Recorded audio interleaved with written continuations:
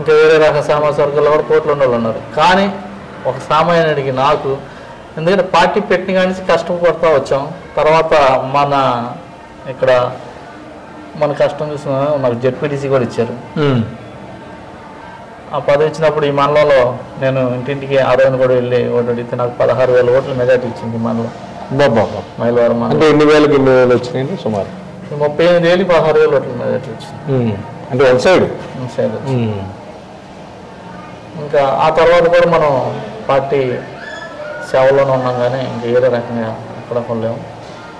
ఇవన్నీ మరి సీఎం గారి దగ్గరికి ఎలా వెళ్ళిందో నాకే తెలియదు, కానీ రిపోర్టు వెంబటనే ఎట్లా అంటే మేము ఇక్కడే కూర్చుంటూ ఉంటాం. అది రికార్డింగ్ ఇక్కడ ఆఫీస్ అంటే ఇప్పుడు వేరే ఆఫీస్ తీసుకున్నాం, ఇక్కడే కూర్చుంటూ ఉంటాం. ఇట్లా ఫోన్ చేస్తే అయిపోయాక కూడా కొంచెం మిమ్మల్ని రామన్నారండి బయోడేటా తీసుకొని, అంటే నాకేం బయోడేటా ఉందమ్మా, నేను ఎందుకు దేనికమ్మా అంటే కాదండి అంటే సార్ రామంటున్నారు, ఒకసారి ఆఫీస్కి రమ్మంటున్నారు అంటే సీఎం కల్లా అయిపోయాక ఆఫీస్కి ఒకసారి తాడేపల్లి మన కూర్చునిపల్లి రోడ్లో ఉంది కదా అక్కడ అన్నాము అంటే సరేలే వస్తానమ్మా అంటే నా దగ్గర అయితే ఏం బయోడేటా లేదంటే మీరు గెలిచారు కదండి ఆ సర్టిఫికేట్ ఇచ్చారా అన్నారా, ఇచ్చారమ్మా. సరే అలా జిరాక్స్ కూడా తీసుకోండి సరేనండి. అసలు జిరాక్స్ కూడా తీసుకోవాలి దాల్సిన అవసరం మనకి. అందువల్ల సరేనని వెళ్ళాం. ఇప్పుడు మా ఫ్రెండ్ దుర్గాప్రసాద్ గారు నేను ఇద్దరం వెళ్ళాం. మా ఇంకో ఫ్రెండ్ది కారు ఉంటే సరే మా అన్నీ చిన్న చిన్నవి వాళ్ళు అర్జెంట్గా రండి అంటే సరే మా ఫ్రెండ్ కారు వేసుకొని వెళ్ళాం. అది రమేష్ గారు ఫోన్ చేశారండి అప్పుడు? రమేష్ గారు మేము విజయవాడ దగ్గరికి వెళ్ళాక మీరు ఎక్కడ ఉన్నారు అన్నారు. ఎక్కడ ఉన్నారంటే విజయవాడ వస్తామని అట్లా చెప్పారంటే సార్ విజయవాడ మీరు గెస్ట్ హౌస్కి వచ్చేయండి, గెస్ట్ హౌస్కి వచ్చేసేయండి అక్కడ గాజులు అన్నారు. ఇంకా అక్కడ నుంచి గెస్ట్ హౌస్ డైరెక్ట్ సీఎంఓకి వెళ్ళిపోయారు. సార్ ఎలా ఉంది అంటే ఫ్యామిలీలో మీ మిస్సెస్ అవ్వచ్చు, అమ్మ నాన్న కావచ్చు, అత్తమ్మ అవ్వచ్చు, కొద్దిగా ఎమోషనల్ అయ్యారా జగన్ గారి నిర్ణయంతో ఏమన్నా? బాగా. ఎందుకంటే ఎప్పుడు అంటే మనం సీఎం దగ్గరికి వెళ్ళి ఒక ఫోటో దిగితే నాకు చాలా ఆనందం. అవును, జగన్మోహన్ రెడ్డి గారి దగ్గరికి వెళ్ళి ఒక ఫోటో దిగటం అంటే అట్లాంటిది మనకి ఎమ్మెల్యే టికెట్ అనే అది చూసి అసలు చాలా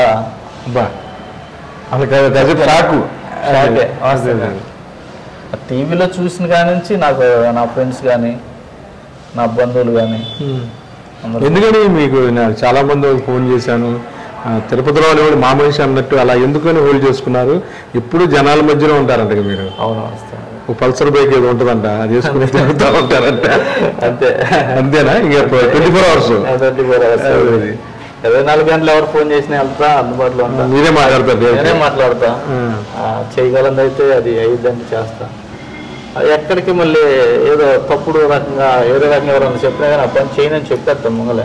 నా వల్ల కాదు, నేను చేయలేను అని చెప్పేస్తాను. నాకు అందుకని ఈ రోజున వైసీపీ అసలు ఏంటండి ఎలా వచ్చారు పార్టీలో మీరు?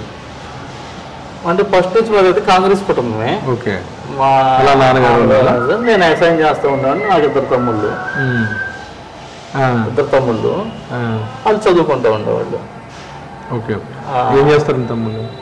ఒక అతను ఫైర్ కానిస్టేబుల్, రెండో అతనేమో ఎంఎస్ చేసి రాజశేఖర రెడ్డి గారు అప్పుడే చదువుకున్నారు వాళ్ళు ఇద్దరు రెజిమెంట్లో. అమెరికా వెళ్ళేది. అదే అతను చిన్న అతను. అంటే మీరు ఫుల్ టైం ఇంకా ప్రజలు వదిలేశారు? అంటే ఒక చిన్న 10-9 ఎకరాలు వ్యవసాయం చేసుకుంటా ఉంటారు. వ్యవసాయం చేసుకుంటా ఖాళీగా ఇంకా తక్కువ టాటర్ ఒకటి ఉంది, ఆ పొలాలు చూసుకుంటా. సార్ చెప్పండి, మొత్తమే కూడాను మైలవరంలో వసంత కృష్ణప్రసాద్ గారు పక్కకి వెళ్ళిన తర్వాత ఆయన మీద అసంతృప్తి అవ్వచ్చు, ఆయన అంటి పెట్టుకున్న అభిమానులు కావచ్చు, వాళ్ళందరూ కూడాను ఖచ్చితంగా కొద్దో గొప్ప నెగిటివ్ అనేది ఉంటుంది. కానీ మీ విషయంలో ఎందుకని లేదు అది?